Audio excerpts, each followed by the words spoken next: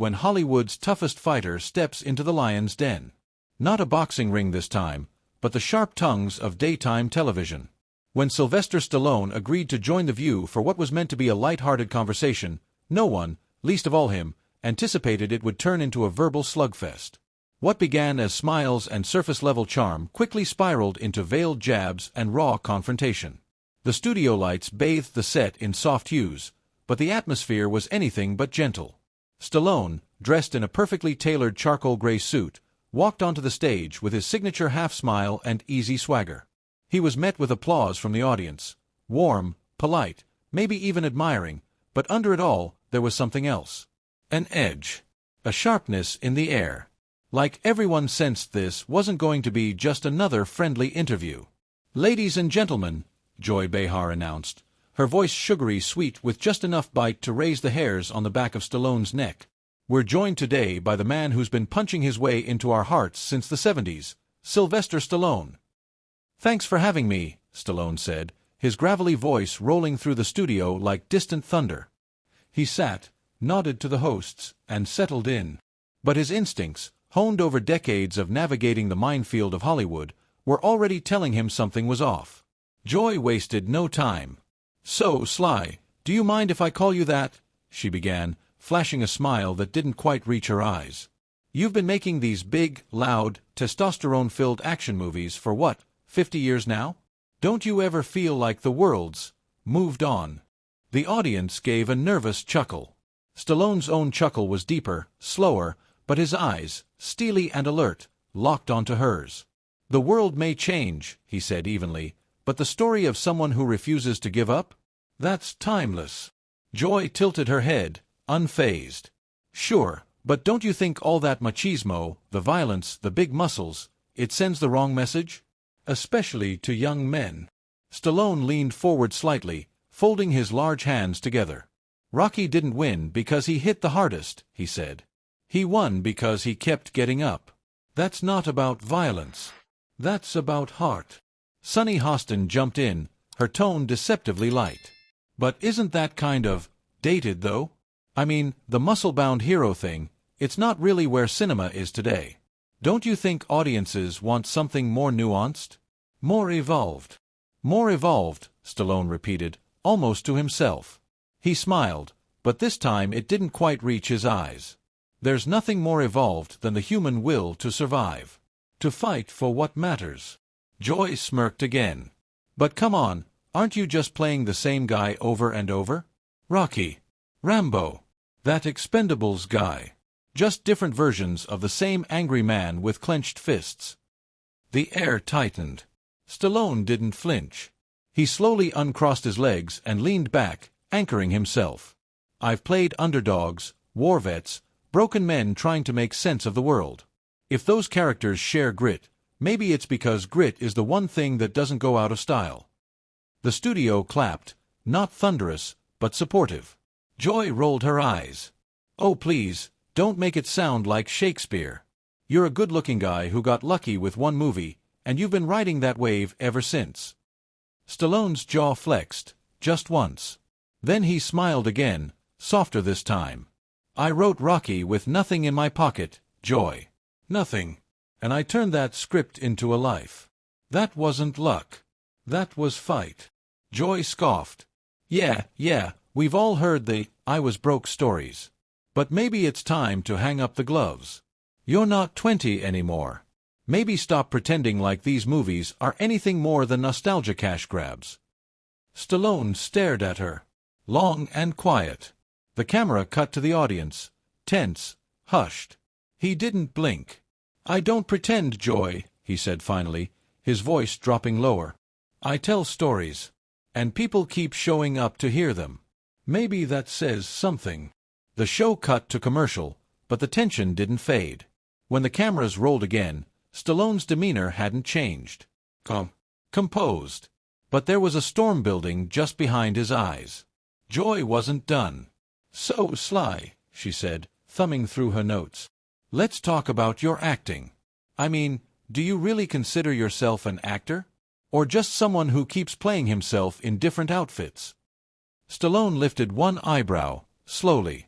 "Let's see," he said. "I've written and directed films, been nominated for Academy Awards, played roles from Vietnam vets to aging boxers to grieving fathers. So yeah, I'd say I act." Joy laughed, not kindly. "Right. Because grunting and scowling is just so transformative." A beat. Stallone leaned in. "You ever lose everything, Joy?" he asked. "You ever sleep in a bus station with a script in your pocket because nobody believed in you but yourself? Acting's not always about technique. Sometimes it's about truth. I've lived those truths." Sonny stepped in, trying to soften the blow. "But don't you think, just maybe, it's time to let the new generation have the spotlight?" Stallone turned to her, eyes steady. "I never took the spotlight. I earned it. And when they're ready, they can do the same." There was a murmur from the audience, a pulse of energy. But Joy wouldn't let go. "You're clinging to a fantasy," she said sharply. "One where men like you solve problems with fists and explosions. That's not the real world anymore." "No," Stallone said. "It's not. But the real world still needs people who don't back down. Who get hit and get back up. That's what my films are about. Always have been." Joy raised an eyebrow. "So you're a philosopher now?" He smiled again, but this time it was different. No more soft diplomacy. Just quiet strength. "I'm a survivor," he said. "And sometimes, surviving means saying what needs to be said, even if it's not what people want to hear." And for a second, Joy didn't have a comeback. She blinked, leaned back, and looked to the other hosts. The studio was silent. Then a single clap. Then a few more. It wasn't explosive, but it was meaningful. And Stallone just sat there, jaw set, eyes unwavering, as if he hadn't just defended his entire legacy with fewer words than most people need to win a debate. But the round wasn't over yet. Joy regrouped, flipping a page on her notepad. "All right, then. Let's talk politics." Stallone raised a hand gently. "Let's not." The hosts blinked. The audience chuckled, this time with him, not at him. Stallone continued, his voice still calm. "This isn't the place for shouting matches. I didn't come here to box. I came to talk." But behind that calm, the gloves were already off. Joy leaned in further, like a school bully who thought she smelled weakness. "Please. That first nomination. That was 1976. You were hungry then, desperate. But now, let's be honest. You're just milking the same character over and over because it's safe. Rocky, Rambo, whatever muscle-bound dinosaur you trot out next. You don't challenge yourself anymore, do you?" The audience shifted in their seats. Some murmured. A few gasped. There was a ripple in the crowd, a collective sense that a line had been crossed. Stallone adjusted slightly in his chair. Not defensive, just grounded. His voice, when it came, was calm and cutting. "Every film I make is a challenge. Physically. Emotionally. You think it's easy carrying a story for 2 hours? Pouring everything you've got into something, knowing people like you are waiting to tear it down? Go ahead, Joy. Tell me what my job is. You seem to think you know it better than I do." Whoopi tried to cut in, her voice a gentle interruption.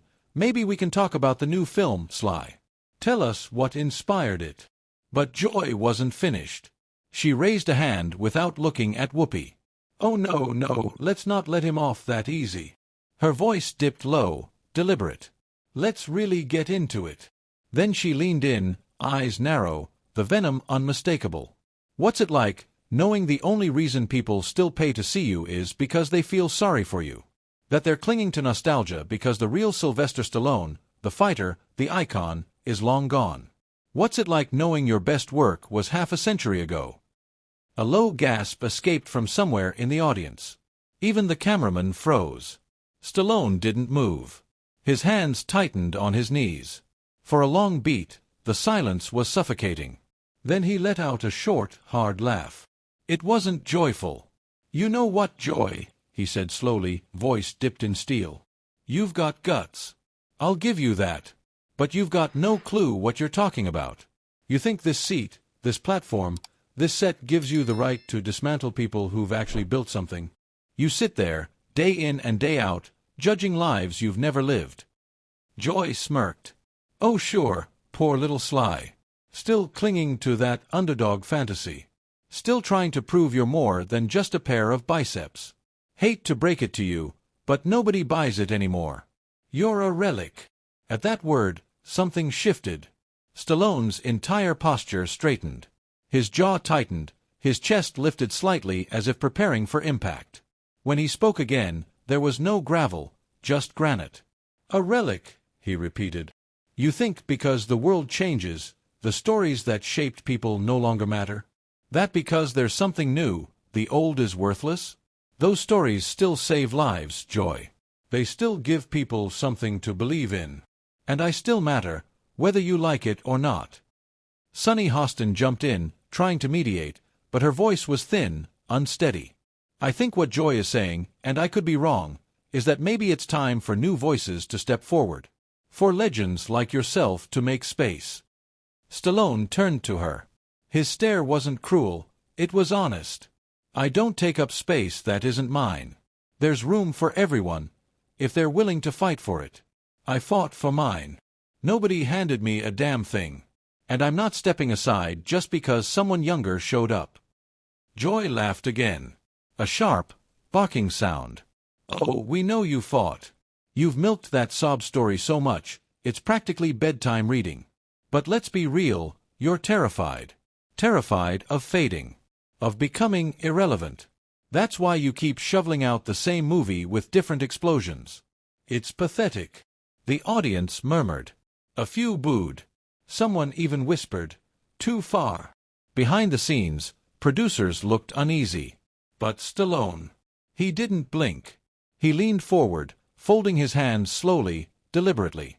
His voice dropped lower, now a growl just loud enough to cut through the air. You want to talk about sad, Joy, he said. You sit in that chair, ripping people down, people who are actually out there doing something. Living. Failing. Trying again. You call it journalism. You call it holding people accountable. But it's not. It's bitterness. It's jealousy with a microphone.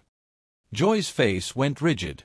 A flash of color rose to her cheeks, but she kept that cruel smile frozen in place. Oh look, the tough guy's getting emotional, she sneered. Did I strike a nerve, Sly? Does the truth hurt? Stallone's stare didn't waver. Truth, he said. You wouldn't recognize truth if it walked on this stage and shook your hand. A wave of applause erupted. Scattered, then growing. Some in the crowd were on their feet now. Others weren't sure whether to clap or hold their breath. The show cut to a second break. But this time, even the crew knew, this wasn't just a heated exchange. This was a battle of dignity. A storm building, and Stallone, the old-school fighter, wasn't backing down. When the lights returned, silence returned with them. You could hear the click of Joy's pen as she pretended to read her notes. Her composure was cracking, the smirk now a little too forced. So, Sylvester, she said, trying for sarcasm disguised as sugar. Before the break, you called me bitter. Jealous. Because I dared to question the depth of your films. I guess it's easier for you to attack me than to admit that maybe your movies are, well, shallow. Stallone didn't flinch. My movies, he said slowly, are about giving people something to hold on to. When life is hell, when the hits keep coming, they remind people they're not alone. If you can't see that, that's not a reflection of my work, Joy. That's a reflection of you. But Joy wasn't finished. Not yet. Hope, she scoffed. Your movies are about sweaty guys punching each other while flags wave in the background. You've spent 50 years selling violence as inspiration. And you call that hope. The studio sat frozen. Even Whoopi, hands folded tightly, stared at the floor. No one dared move. Stallone exhaled slowly. His forearms flexed as he clasped his hands tighter. You could see the tension rippling through his muscles, but his voice remained steady. Even. Deadly focused.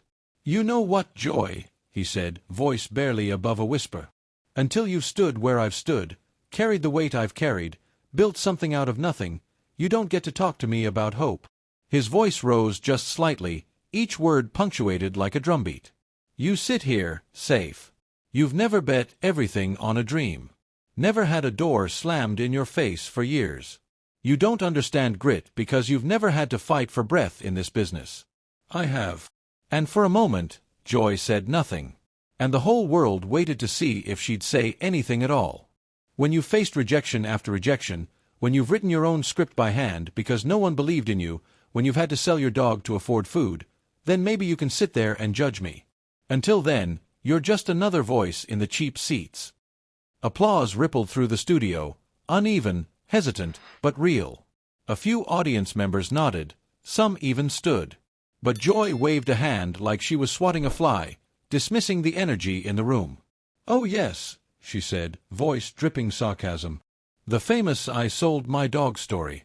It's practically part of your merch line now. But here's the thing, Sylvester. One sob story from 50 years ago doesn't erase a lifetime of glorifying violence and mediocrity. That one hit harder than the rest." You could see it, the flicker of pain across Stallone's face. But it didn't last long. It hardened into something else. "Glorifying mediocrity," he repeated, his voice slow, low, measured. "You think it's mediocre to fight for your place in the world? To stand back up when life breaks your ribs? You think it's mediocre to tell stories that inspire millions of people to keep going?" He didn't raise his voice, but every word carried like thunder. "That's not mediocrity, Joy. That's called making a difference." Joy's fake smile dropped. Her voice sharpened. "And yet, what do you really have to show for it? A bunch of meathead fans who think they are Rocky? A string of tired sequels nobody asked for? A legacy of busted noses and clichés?" The other hosts shifted awkwardly, clearly aware things had gone too far. But Joy leaned in, voice rising. "You know what I see when I look at you, Sylvester," she hissed. "I see a man who got lucky once and has been riding that punch ever since. You're not a fighter, you're a fraud. A washed-up poster boy for toxic masculinity. A joke." The word landed like a slap. Joke. Stallone's jaw tightened. He leaned in slowly, eyes locked on hers. "You want to call me a joke? Fine. Call me whatever you need to feel powerful. But let me tell you something, Joy. The only joke here is the idea that you think you're a journalist. You're not. You're a heckler with a spotlight." A wave of gasps. Someone in the audience whistled. Joy's face flushed red, but he wasn't done. "You sit here day after day, ripping into people who've done more with one failure than you've done with your whole damn show." The air had become thick. Not metaphorically, literally. Like the oxygen in the room had turned to glass, and no one could breathe without shattering it. Every crew member stood frozen. Not a hand moved toward the cameras. Not a single finger reached for the commercial switch. The red light was still on, but even the lens seemed unsure where to look. Was it safe to zoom in? Was this a train wreck or the rebirth of a legend? Stallone sat still, but his hands said everything. Clasped together, knuckles white, tendons rigid. His jaw locked, his shoulders high with restraint. Across from him, Joy Behar leaned back into her chair like a cat that had finally cornered a lion. "Well," she drawled, her voice soaked in venom masked as pity. "I guess we learned today that Rocky can take a few punches in the ring, but he sure can't handle a few questions on TV." A few uneasy chuckles scattered like pebbles. Someone in the audience whispered, "Is she serious?" Another muttered, "That's enough." But Stallone didn't blink. Instead, he reached for his microphone, unhooking it with deliberate calm and setting it gently, almost respectfully, on the table. "You know," he said, voice low, even unwavering, "I came here today thinking we'd talk about the journey. About 50 years in this business. About what it takes to keep standing when everyone else expects you to fall." Joy rolled her eyes, scoffing. "Oh please, spare us the martyr act. You're not some poor underdog anymore, Sylvester. You're a millionaire clinging to a bedtime story no one's reading anymore." That was it. Stallone stood up. The red leather chair squeaked under the sudden shift. The audience held their breath. Even the studio lights seemed to dim, shadows pooling around his towering frame. He adjusted his jacket, squared his shoulders, and fixed Joy with a stare that burned through every inch of her defiance. "You," he said slowly, deliberately, don't know a damn thing about inspiring people. You don't know struggle. You don't know sacrifice. You've never had to bleed for something you believed in. Joy opened her mouth, but he raised a hand. Sharp. Final. No. You've had your turn. His voice rose, not yelling, but powerful. Like thunder trapped in marble. You've spent this whole show trying to tear me down. Mocking my work. Mocking the people who believe in my work. You think that makes you brave. You think that makes you right. No. It just makes you loud. He stepped closer, his shadow now cast over the entire table. You want to know what you really are, Joy? You're not a journalist. You're not a voice of the people. You're a vulture. You sit up here every day feeding off the people who create, because deep down, you know you never could. Joy's lips trembled. You don't speak truth. You speak bitterness. You pretend you're challenging power, but all you're doing is clinging to your own. And for what? Ratings. The co-hosts sat like statues. Even Whoopi looked away. Sunny stared at her lap. I'm not here for you, Stallone growled. I'm here for the people watching. The single mom who saw Rocky and decided not to give up. The kid in the hospital who watches Rambo and thinks, if he can survive, maybe I can too. That's who I answer to. Not you. He picked up his mic, looked at it. Then dropped it. Clack. The sound echoed across the stage like a bell in a cathedral. This interview, he said coldly, is over. And just like that, he turned, his footsteps heavy against the hollow studio floor. He reached the edge of the set, paused, and turned. You call this journalism, he said. This isn't journalism. This is a circus. A cheap one. With clowns who don't even realize the joke is on them. You spend your life tearing down people like me because it keeps you from looking in the mirror. He stared at Joy one last time. And what you see in the mirror, a beat, cold silence, is nothing. He turned back, his silhouette framed in the backlights, and walked out, head high, jaw set, fire in every step. For a moment, no one moved. The crew didn't cut. The audience didn't clap. Even the hosts sat in a stunned, uncomfortable silence. Only the echo of Stallone's exit remained. Fire, what do you think? Was Sylvester Stallone right to walk out? Did he finally say what so many are too afraid to speak aloud on these shows? Or did Joy push just far enough to expose a painful truth? Backhand index pointing down, drop your thoughts in the comments. Thumbs up like if you felt the tension. Bell, and don't forget to subscribe for more real moments, raw stories, and explosive showdowns.